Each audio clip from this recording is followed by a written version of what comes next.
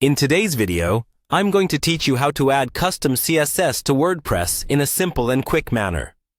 Whether you're looking to make minor tweaks or complete overhauls to your site's appearance, understanding how to add custom CSS can empower you to tailor your website's look almost effortlessly.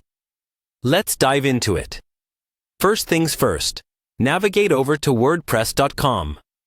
This platform is a fantastic resource for building and managing your website. Once you're there, you'll need to log into your account, so click on the Login button. If you don't have an account yet, you'll need to sign up and create one. Make sure to have your login details ready to streamline the process. After successfully logging into your account, you'll be directed to your WordPress dashboard. This is your command center, where almost every customization you can think of starts. Look for the option labeled Appearance in the menu on the left-hand side. This is your gateway to making visual changes to your site. Click on it. Now, within the Appearance submenu, you'll notice an option called Customize. Go ahead and click on that. This will take you to the Customizer, which is a powerful tool that lets you tweak many aspects of your website in real time, from colors to fonts, and much more. More importantly, this is where you'll add custom CSS. Once you're in the Customizer, focus your attention on the left-hand menu, where you'll find an option named Additional CSS. Clicking this option opens a new panel, providing a dedicated space where you can write your custom CSS code.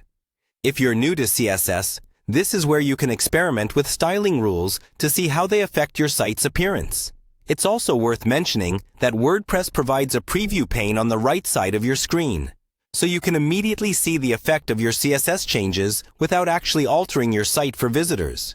This makes the process much more intuitive. When you're ready to apply the custom styles, simply enter your CSS code into the provided window.